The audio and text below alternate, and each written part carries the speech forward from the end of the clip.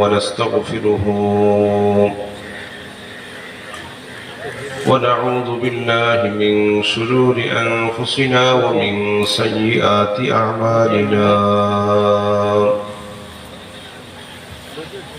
من يهده الله فلا مضل له ومن يضلله فلا هادي له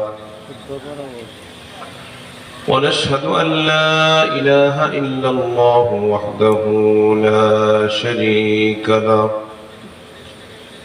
ونشهد أن سيدنا وسندنا وحبيبنا وطبيبنا ومولانا محمدا عبده ورسوله أما بعد فأعوذ بالله من الشيطان الرجيم بسم الله الرحمن الرحيم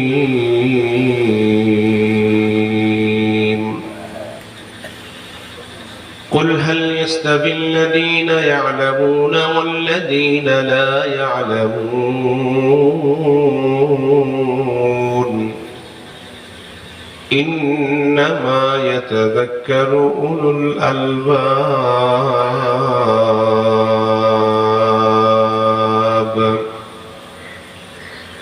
وقال النبي صلى الله عليه وسلم القرآن حجة لك أو عليك صدق الله مولانا العظيم وصدق رسوله النبي الأمي الكريم ونحن على ذلك لمن الشاهدين والشاكرين والحمد لله رب العالمين সবাই মহব্বতে দরুদ শরীফ পড়ি মহব্বতে জবান খুলে আল্লাহুম্মা সাল্লি আলা محمد وعلى آل محمد كما صليت على إبراهيم وعلى آل إبراهيم إنك حميد مجيد اللهم بارك على محمد وعلى آل محمد كما باركت على إبراهيم وعلى آل إبراهيم إنك حميد مجيد محبت جرے جرے لا إله إلا الله لا إله إلا الله لا إله إلا الله محمد رسول الله صلى الله عليه وسلم الحمد لله মাদ্রাসা দারুল হুদা ধানগড়া রায়গঞ্জ সিরাজগঞ্জ মাদ্রাসার পরিচালনা পরিষদ কর্তৃক আয়োজিত অধ্যক্ষার বার্ষিক ওয়াজ মাহফিলের সম্মানিত শ্রদ্ধাভাজন সদর মজলিস সম্মানিত সভাপতি, আজকের মাহফিলের সম্মানিত প্রধান অতিথি, সম্মানিত প্রধান মেহমান, প্রধান আলোচক হযরত বুজুর্গ উলামায়ে কেরাম, সামনে বসা সম্মানিত মুরব্বী নিয়াজন, যুবক বন্ধুরা, ছোট ছোট ছেলেরা, পর্দার আড়ালে পর্দানসীন অবলা সরলা পরহেজগার আমার মা ও বোনেরা, আল্লাহ তাবারক ওয়া তাআলার দরবারে আলিশানে অসংখ্য অগণিত শুকরিয়া। আল্লাহ পাক রব্বুল আলামিন আমাদেরকে কবুল করেছেন, দিনই এই মজলিসে আসবার মতো, কাউকে কিছু কথা বলা এবং শোনার মতো সুযোগ করে দিয়েছেন। এজন্য সবাই দিল থেকে এক মর্তবা শুকরগুজার হই, কালিমাত শুকর আদায় করি আলহামদুলিল্লাহ। নবীজির প্রতি সবাই আবারও এক মর্তবা দিল থেকে ভক্তিভরা দরুদ ও সালাম প্রেরণ করি সাল্লাল্লাহু আলাইহি ওয়াসাল্লাম। সম্মানিত হাজিরিন, কালামে পাক থেকে একটু আয়াতে কারিমা, নবী আলাইহিস সালাতু ওয়াস সালামের অসংখ্য হাদিস থেকে ছোট্ট একটি হাদিস পড়েছি। মুখতাসার সময়, অল্প সময় তেলাওয়াতকৃত আয়াত, পঠিত হাদিসকে সামনে নিয়ে দ্বীনি শিক্ষার গুরুত্বের উপরেই, যেহেতু একটি মাদ্রাসার প্রোগ্রাম, সেই হিসাবে দ্বীনি শিক্ষার গুরুত্বের উপরে মুখতাসার কিছু কথা আলোচনা করব। ওমা তাওফীকি ইল্লা বিল্লাহ আলাইহি তাওয়াক্কালতু ওয়া ইলাইহি উনীব। এ পর্যন্ত বুজুর্গ উলামায়ে কেরামগণ অত্যন্ত জরুরি আলোচনা আমাদেরকে আপনাদেরকে শুনিয়েছেন।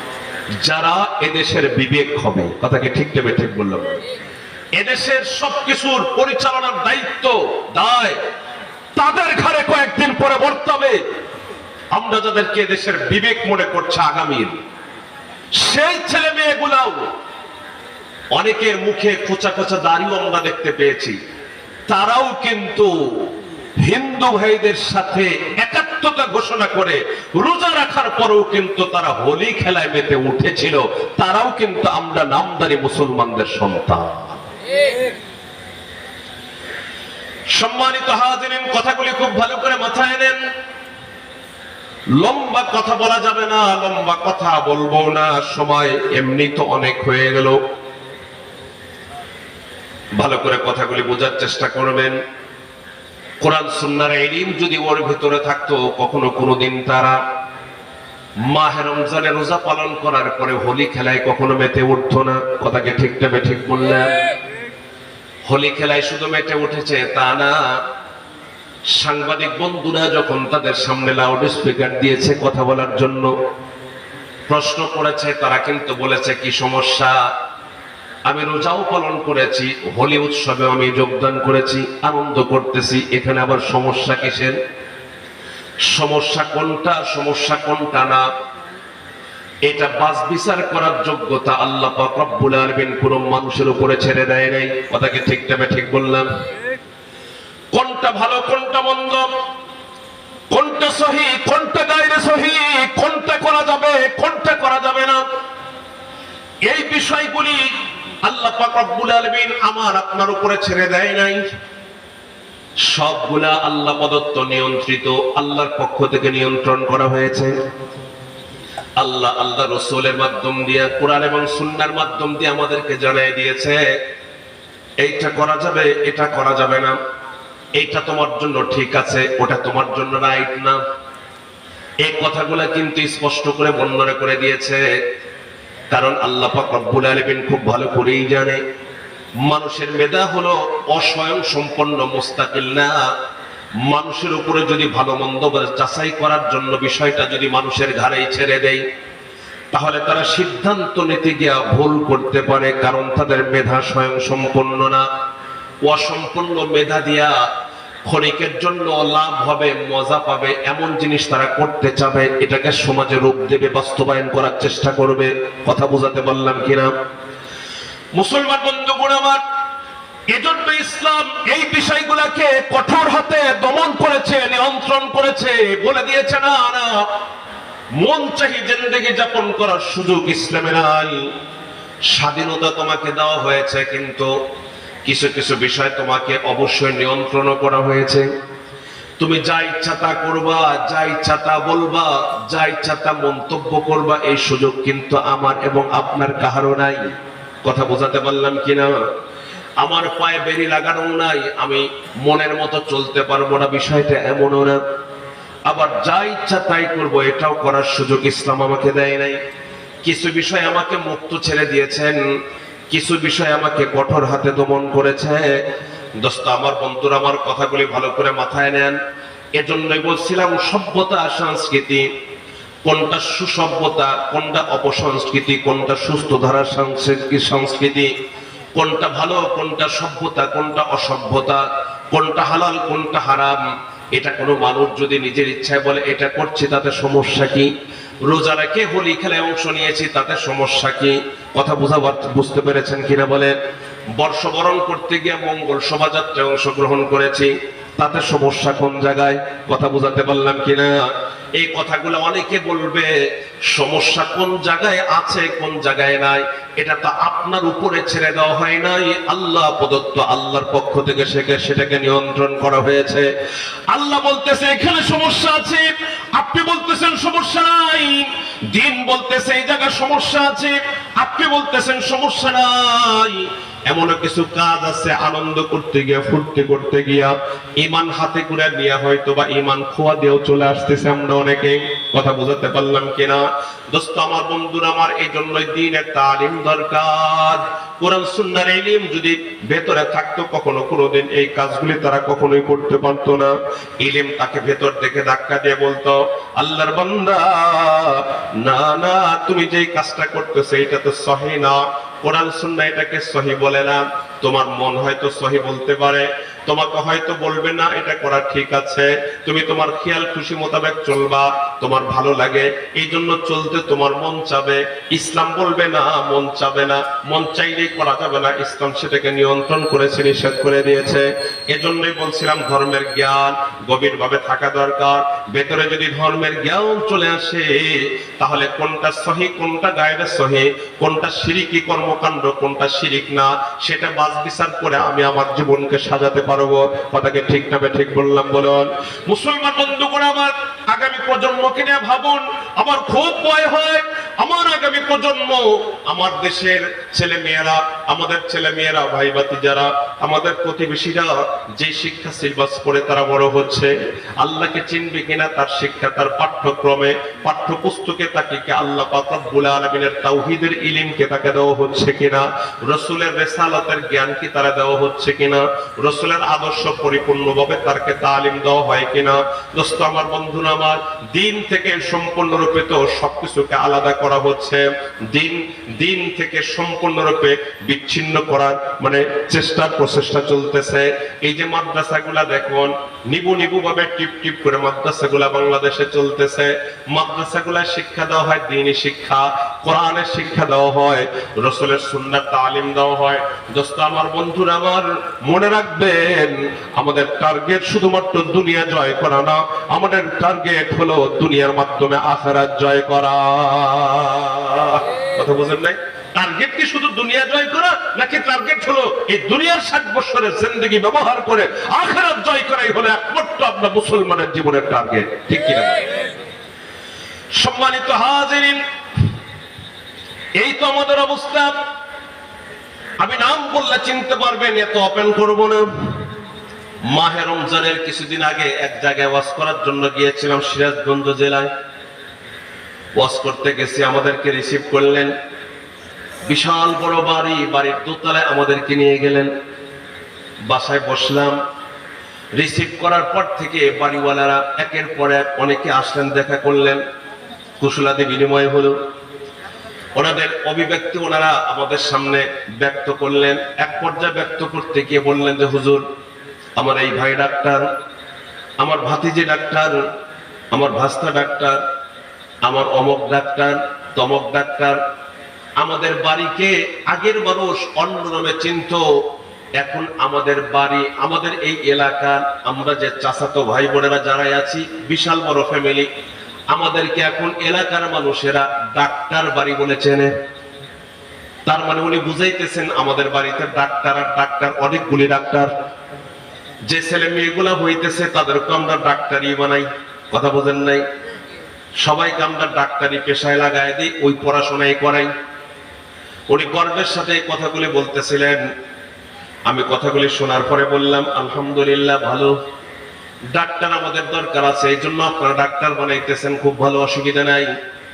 তবে আমরা আমাদের ফ্যামিলিতে যে ছেলে মেয়েগুলো আসে তাদের কানে আগে এই কথা ঢুকায় দেয়, তোমাদেরকে কিন্তু ছেলে হও আর মেয়ে হও, তোমাদেরকে আলেম আর আলেমাই হতে হবে। কিছু ফ্যামিলি তো ব্যতিক্রম থাকা লাগবে। কথা বুঝতে পারছেন কিনা? কিছু ফ্যামিলি তো ব্যতিক্রম থাকা লাগবে, উল্টো স্রোতে চলার মতো। দুনিয়া যাচ্ছে একদিকে, উল্টো স্রোতে চলার মতো কিছু ফ্যামিলি দুনিয়াতে আলাদা হয়ে যেতে হবে। যেই ফ্যামিলির লোকেরা তাদের ছেলে মেয়েদের কান পড়া দিবে, তোমাকে কিন্তু জন্মের পর থেকে কান পড়া দিবে, তোমাকে কিন্তু আলেম, হাফেজ, হাফেজা, আলিম, আলিমাই হওয়া লাগবে। দোস্ত আমার, বন্ধুরা আমার, আমি বললাম এদেশে কিছু ফ্যামিলি এমন আছে, আপনারা যেমন নাকি ডাক্তার বাড়ি বলার কারণে আপনারা গর্ববোধ করেন, এটা আপনারা বড় খুশি হন। এদেশে কিছু ফ্যামিলি এমন আছে যাদের যেই ফ্যামিলিকে এলাকার মানুষেরা আলেম ফ্যামিলি বলে চেনে আর জানে। অনেকে বলবে হুজুর কি বললেন, হাফেজ হবে আলেম হবে এতে কি লাভ? সরকারি কোনো চাকরিও করতে পারবে না, বেসরকারি কোনো ফার্মে চাকরি করে খেতেও পারবে না, বেকার হয়ে জীবনযাপন করবে। আলেম হয় আর হাফেজ হয়ে কি লাভ? ঈমানের পরিশুদ্ধতা আগেই দরকার। কোরআনে কারিমে বারেহা আল্লাহ পাক রব্বুল আলামিন এই কথাই বলেছেন, অফিস সামাই রিজকুকুম, তোমাদের রিজিক তো আমি দুনিয়াতে রাখি নাই, তোমাদের রিজিক আমি আল্লাহ আসমানে রাখছি। কোথায়? কথা বলেন কোন জায়গায়? এই বুঝেন নাই? গরুর দুধ গরুর বানে পাওয়া যায়। কখন পাওয়া যায়? দুধটাই না বের করছেন, পরে আবার টানেন তো পান কিনা? আল্লাহ ভেতরে ঢুকায় দেয় তারপরে পান। কথাকে ঠিক কিনা বলেন? এই জায়গায় খোঁড়েন তো এখানে কোনো শস্য পান কিনা? নাই, নাই ধান নাই, চাউল নাই, কোনো কিছুই নাই। আল্লাহ বলেন বান্দা বুঝো না, ফিস সামাই রিজকুকুম, আসমানে তোমাদের রিজিক আছে। শিক্ষিত হও অশিক্ষিত থাকো, চিন্তা করো না, রিজিকের জিম্মাদার আমি আল্লাহ নিজের হাতে নিয়েছি। হাফেজ হইলেও খাইতে পারবা, আলেম হইলেও খাইতে পারবা, হাফেজ আলেম না হইলেও খাইতে পারবা, শিক্ষিত হলেও খাইতে পারবা, অশিক্ষিত থাকলেও খাইতে পারবা। খাওয়া নিয়ে টেনশন করার দরকার নাই। যে জিনিস নিয়ে ভাবার দরকার সেগুলি না ভাবে না, আর যেগুলি নিয়ে ভাবার কোনো দরকার নাই সেগুলাই নিয়ে ভেবে সময় নষ্ট করে দেয়। এই ভাই ভালো করে বুঝেন, আপনার বরাদ্দে যা আল্লাহ লিখে রাখছেন সেটা আপনি পাবেনই পাবেন, এর মধ্যে কোনো সন্দেহ নাই। সত্যি কথা বলতেছি, কোনো সন্দেহ নাই। যা বরাদ্দে আল্লাহ আপনার রাখছেন সেটা যে কোনো উপায়ই হোক আপনার হাতে, আপনার পকেটে, আপনার পেটে ঢুকবেই। খোদার কসম খেয়ে বললে আমি হানিস হব না, গুনাহগার হব না, কসমের কাফারা দেওয়া লাগবে না। আপনার বরাদ্দে একটা দানাও যতক্ষণ পর্যন্ত থাকবে অতক্ষণ পর্যন্ত দুনিয়ার থেকে আল্লাহ আপনাকে নেবেন না। আর দানা যখন ফুরিয়ে যাবে পুরা দুনিয়ার মানুষ চেষ্টা করলে আপনাকে আর কেউ দুনিয়াতে রাখতে পারবে। আপনার বরাদ্দে যা আছে আপনি তাই পাবেন, একটা দানা বেশিও পাবেন না, একটা দানা কমও পাবেন না। আজকে সবচেয়ে বড় সমস্যা হলো আলেম বানাবে, হাফেজ বানাবে, মাদ্রাসায় পড়াবে। সবচেয়ে বড় সমস্যা, হুজুর এগুলা তো করবো ঠিক আছে, কিন্তু আমার ছেলে মেয়েগুলোর লাইফ নষ্ট হয়ে যাবে, জীবন নষ্ট হয়ে যাবে, বেকার হয়ে যাবে, এরা লেখাপড়া করার পরে কি করে খাবে? এই প্রশ্নটাই আজকে ম্যাক্সিমাম মানুষের ভেতরে। অনেকে হয়তো স্পষ্ট মুখে বলে, অনেকে বলেন না, কিন্তু যারা বলে না তারা গোমরার মতো, মানে কথা কম বলে যারা, এরকম মানুষ এই কথাগুলি কিন্তু ভিতরে লুকায় কিন্তু ঠিকই রাখে। ওটাকে ঠিক না ঠিক বললাম বলে? অনেকে কিন্তু স্পষ্ট বলেন আর অনেকে বলেন না। মাদ্রাসায় পড়াবো, এই যে দারুল হুদা মাদ্রাসায়, দারুল হুদায় ভর্তি করায় দেব, আমার ছেলেটা কি করবে? এখানে পড়ে তারা হয়তো আলেম হবে, আলেম ভাই কি করবে? হাফেজ হবে, হাফেজ ভাই কি করবে? এর ভবিষ্যৎ কি? আরে ভাই ভবিষ্যৎটা আপনার হাতে না, ভবিষ্যৎটা আল্লাহ নিজের হাতে রেখে দিয়েছেন। ভবিষ্যৎ কার হাতে? আল্লাহর হাতে। বিশ্বাস করেন, যদি লেখাপড়া করলেই খাওয়া যাবে, লেখাপড়া না করলে খাওয়া যাবে না, তাহলে আল্লাহর দুনিয়ায় বহু অশিক্ষিত মানুষ আগেই না খায়া কবে মারা যেত। ঠিক কিনা বলেন? কবে মারা যেত? এই দুনিয়ায় লেখাপড়া করেই তো শুধুমাত্র মানুষেরা, বাদ বাকি অন্যান্য জীবজন্তু কেউ কি লেখাপড়া করে?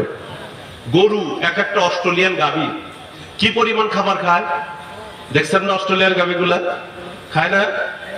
এক সারি খাবার দিছেন, নালি খোল ভুসি দিয়ে মাথায় দিছেন, নাক ডুবায় এক টানেই কিন্তু পুরা সারি খাবার। সেই পরিমাণ খাবার খেয়েছে, হায় হায়, ওই খাবার, ওই পরিমাণ খাবার আপনি তো সারা মাস ব্যাপী খাওয়া শেষ করতে পারবেন না। অথচ ওই গরুর বড় বড় ডিগ্রি আছে, তাই না? খুব লেখাপড়া করেছে। আপনি মাস্টার্স ডিগ্রি করা, আল্লাহ পাক আপনাকে ওই গরুর খাদেম বানাইছে। কথা বল না কেন? মাস্টার্স ডিগ্রি করে কোনো চাকরি নাই, কোনো চাকরি নাই। এখন কি করবে? গরুর খামার করবো, ছাগলের খামার করবো, ভালো একটা লাভজনক ব্যবসা। কি আল্লাহ কয় বোঝো না, তুমি শিক্ষিত, তুমি রিজিকের পিছনে দৌড়াও, আর এই বোবা জন্তুগুলো অশিক্ষিত। আমি তুমি শিক্ষিতকে এই অশিক্ষিতর পিছনে লাগাই দিছি। সারাদিন ঘাস কাটবা, ভুসি মাখাইবা, ওদের গোসল করাইবা, ওদের পিছনেই তোমার সব। তুমি একজন মাস্টার্স করা ডিগ্রি নিয়ে একজন ছেলে, তোমাকে আমি আল্লাহ পাক এই গরু, ছাগল, এই মুরগির খাদেম বানাইছি। আর ওরা 24 ঘন্টা আল্লাহ মুখে, ওরা বাবুর মতো ঠ্যাঙ্গের উপর ঠ্যাং উঠায়া তোমার মতো মানুষের খেদমত নিয়ে ওরা মাধ্যম হয়, তুমি খাদেম হয়ে ওদের খেদমত করো। সময় ওদেরকে ঔষধ খাওয়াও, সময় ওদেরকে পানি খাওয়াও, সময় ওদেরকে যা করার দরকার তাই করো। ওরা যে আল্লাহ মুখী এই জন্য মাখদুম, আর আমি যে দুনিয়া মুখী এই জন্য আমি খাদেম হয়ে গেছি। কথা বুঝেন নাই? কথা বুঝেন নাই? ঈমান, আমি এটাই বলছিলাম, এটাই হলো ঈমান। আমাদের অভিভাবকদের ঈমান বড় দুর্বল। আজকে মাদ্রাসায় আমরা আমাদের ছেলে মেয়েদেরকে দিতে চাই না। মাদ্রাসায় ছেলে মেয়েদেরকে দিলে এমনও বহু অভিভাবক আছে, এমনও শিক্ষিত অনেক ভাইয়েরা আছেন, অভিভাবকরা আছেন, যে ছেলে মেয়েকে মাদ্রাসায় দিলে বলে দীর্ঘ শ্বাস ফেলে বলে, কি করছে রে, এই মেধাবী ছেলেটাকে মাদ্রাসায় দিল, আরে এর জীবনটা নিজের হাতে খুন করে দিল। কথা বোঝাতে বলে এর জীবনটা নিজের হাতে খুন করে দিল, নষ্ট করে দিল। কোরআন পড়াইতেছে, হাদিস পড়াইতেছে, মাদ্রাসায় পড়াইতেছে, কি করে খাবে, বেকার হয়ে জীবন যাপন করবে। সত্যি করে বলেন, এদেশে অশিক্ষিত বেকার বেশি নাকি শিক্ষিত বেকার বেশি? কথা বলেন, কথা বলেন। চাকরির একটা কোটা আছে, বয়সের একটা সীমা আছে।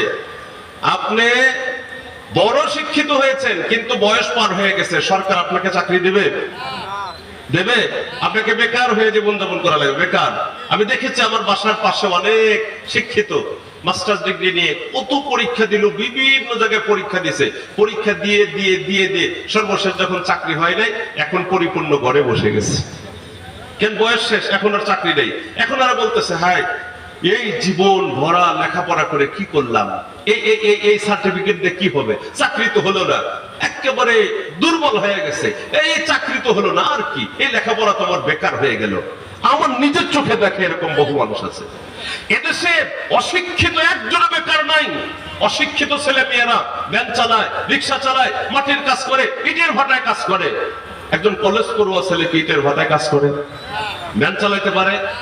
তাহলে দেখা যায় এদেশে অনেক উচ্চ শিক্ষিত ছেলে মেয়েরা বেকার হয়ে জীবন যাপন করে, কিন্তু অশিক্ষিত ছেলে মেয়েরা কেউ বেকার থাকে না। তাহলে কেন এত সমস্যা? এত সমস্যা কেন?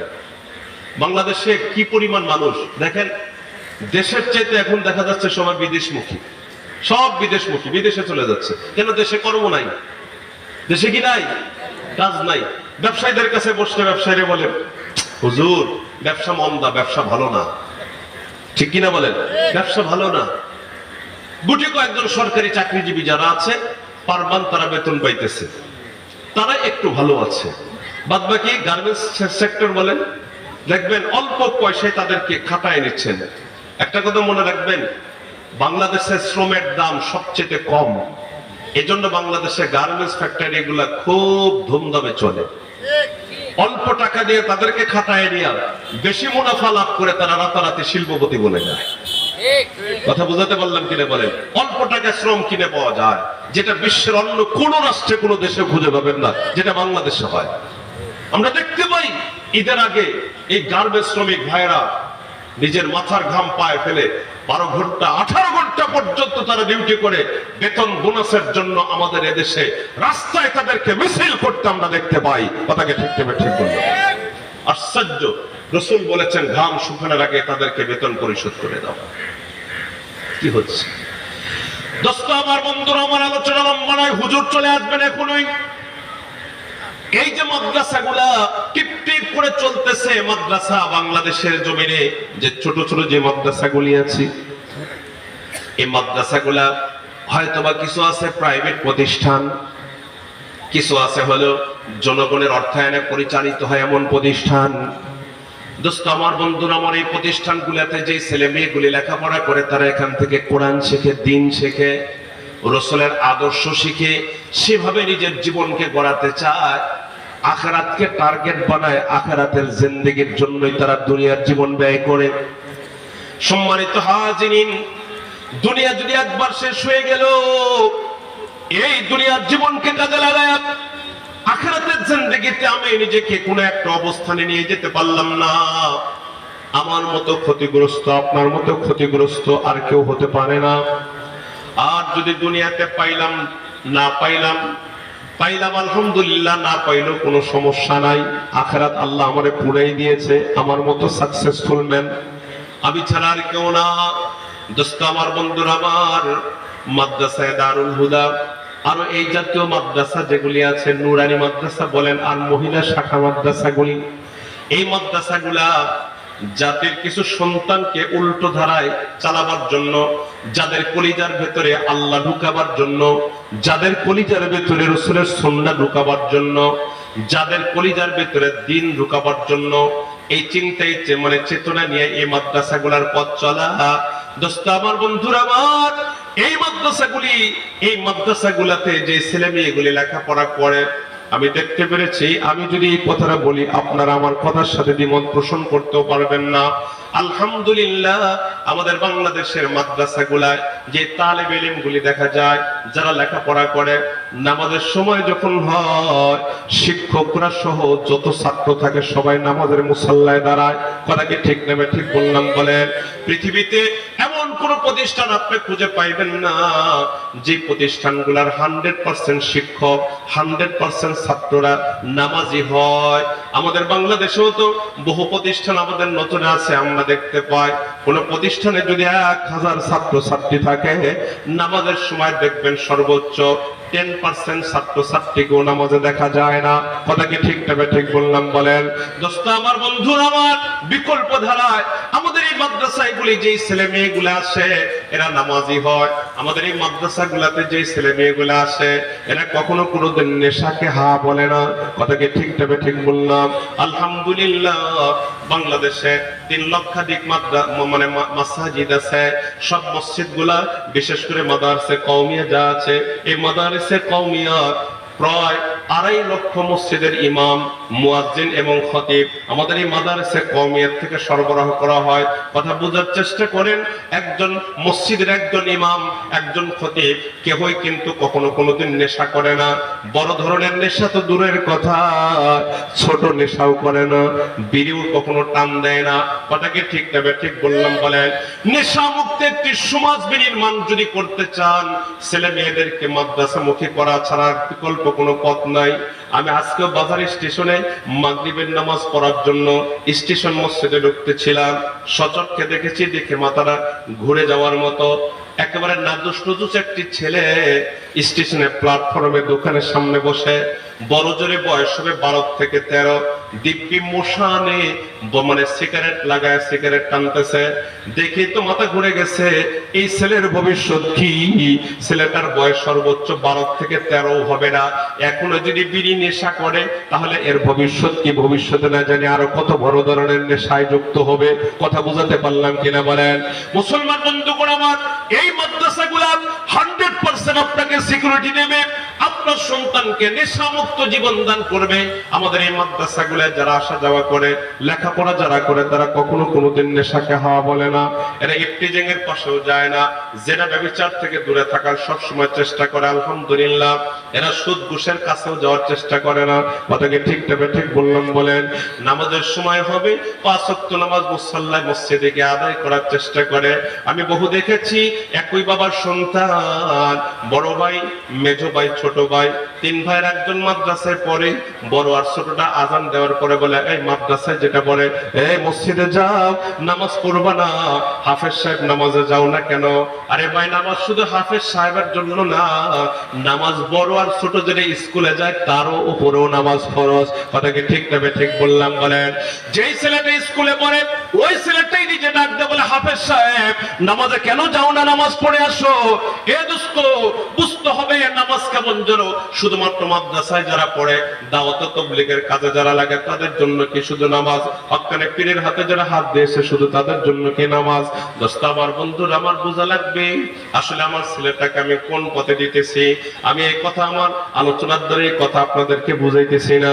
100% ছেলে মেয়েদেরকে শুধুমাত্র মাদ্রাসায় দিয়ে দেন, মাদ্রাসায় পড়ুক, দাওরা পাস করুক, আর মুফতি আর মুহাদ্দিস হয়ে যাক, আলেম হয়ে যাক না, আমাদের সব দরকার আছে।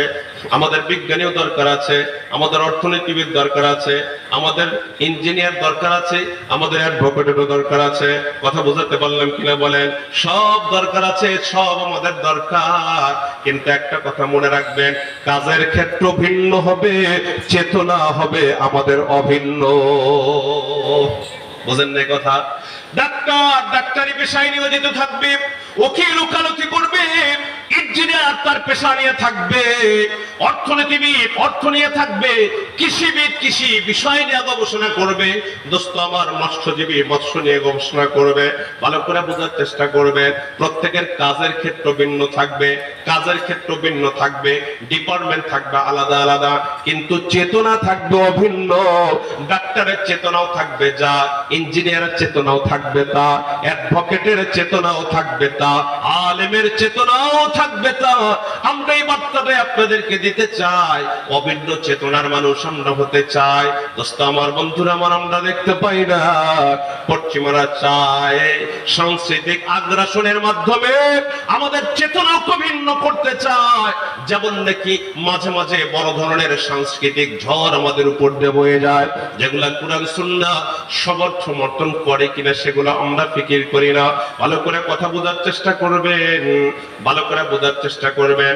বোমা বিস্ফোরণ করে একসাথে এত মানুষ হত্যা করা যায় না, ব্রাশ ফায়ার করে একসাথে এতগুলি মানুষ হত্যা করা যায় না, অ্যাটম বোম নিক্ষেপ করেও একসাথে এতগুলি মানুষের প্রাণহানি করা যায় না, ক্ষতি করা যায় না।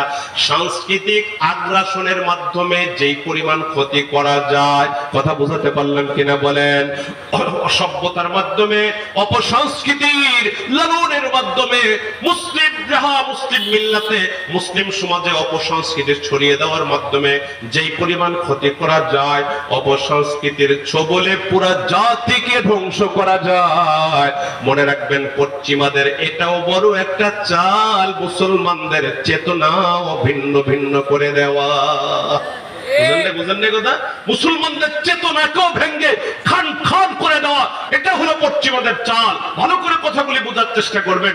অনেক সময় হয়ে গেল, আমি আলোচনা করব না। হুজুরকে নিয়ে আসেন, হুজুরকে নিয়ে আসেন, অনেক আলোচনা হয়ে গেছে। হুজুর কথা বলবেন, এরপর আমাদের উস্তাদে মুহতারাম উনি কথা বলে দোয়া করে দিবেন। আমি যে বার্তাটা আপনাদেরকে দিতে চাইছিলাম সেটা হলো, এই মাদ্রাসায় দারুল হুদা সহ এলাকার যত মাদারিস আছে, বাংলাদেশের যত মাদ্রাসা আছে, এই মাদ্রাসাগুলা আমাদের দিনদার একটি কাফেলা জন্ম দিতে চায়, একটি নামাজি কাফেলা বের করে দিতে চায়, একটি নির্ভেজাল নেশামুক্ত একটি কাফেলা বের করে দিতে চায়, একটি নির্ভেজাল আল্লাহমুখী একটা কাফেলা সমাজে বের করে দিতে চায়। যারা রাসূলের আদর্শ লালন করবে, তাদের কাজের ক্ষেত্র ভিন্ন হতে পারে, চেতনা হবে অভিন্ন, অভিন্ন চেতনা নিয়ে মাঠে নামবে, এমন একটি কাফেলা জন্ম দিতে চায়।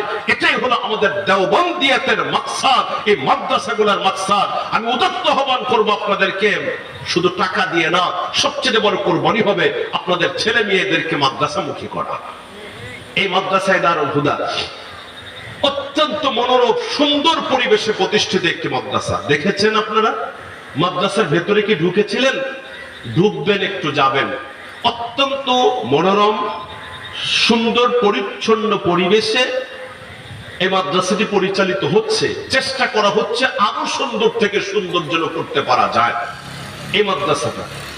এখানে আপনার সন্তান, আদরের কলিজার টুকরা সন্তান নিরাপদে থাকবে, নিরাপদে পড়বে, এবং হযরত বড় বড় উলামায়ে কিরামদের তত্ত্বাবধানে এই মাদ্রাসা পরিচালিত হচ্ছে। বিশেষ করে রওহা মাদ্রাসা, বেতুয়া মাদ্রাসার বড় বড় যারা আসাদায়ে কিরামগণ আছেন, ওনারা মাঝে মাঝে ভিজিট করেন, মাঝে মাঝে এসে তদারকি করেন যে ছেলে মেয়েদের লেখাপড়া কেমন হচ্ছে, তাদের কিভাবে পড়াইতেছেন, কোন পরিবেশে তারা থাকতেছে, সবকিছু তদারকি ওনারা করে থাকেন। মাওলানা মাহফুজ আমাদের ছাত্র, মাদ্রাসা মূলত ও প্রতিষ্ঠিত করছে, আপনাদের সহযোগিতা চায়, আপনাদেরকে সাথে নিয়ে চলতে চায়, কিন্তু ওকেও যারা চালান ওনারা হলেন বড় বড় উলামায়ে কেরাম যারা আছেন, ওনাদের কথার বাহিরে মাহফুজও যায় না, যাওয়ার কোনো সুযোগও নেই। বাস উলামায়ে কেরামদের মুহাক্কিক তাজরাবাওয়ালা অভিজ্ঞতা সম্পন্ন যে উলামায়ে কেরাম আছেন, তাদের কথাই এই মাদ্রাসা সুন্দরভাবে পরিচালিত হচ্ছে। আমি উদাত্ত আহ্বান জানাবো, এই শাওয়াল মাসের এই তো 1-2 দিন পর থেকেই মাদ্রাসার বিভিন্ন শাখার ভর্তি চালু হয়ে যায় আমাদের বাংলাদেশে। আপনাদের ছেলে মেয়েদেরকে লোকেশনটা অত্যন্ত সুন্দর, পরিবেশ অত্যন্ত ভালো, আশপাশে যারা আছেন কমাস কম অনাবাসিত যদি আপনারা আপনাদের ছেলে মেয়েদেরকে পড়াতে চান, তাহলে আপনাদের ছেলে মেয়েদেরকে এখানে সুন্দর পরিবেশে পড়ানোর মতো ব্যবস্থা আছে। আমি অনুরোধ করবো আপনাদেরকে, মালি কোরবানির চাইতে জানি কোরবানি বেশি দরকার। আপনার কি মনে চায় না যে আপনার একটি ছেলে কোরআনের হাফেজ হোক? আপনার কি মনে চায় না যে আপনার একটি মেয়ে কোরআনের হাফেজা হয়ে যাক? এটা কি মনে চায় না? হ্যাঁ, দরকার।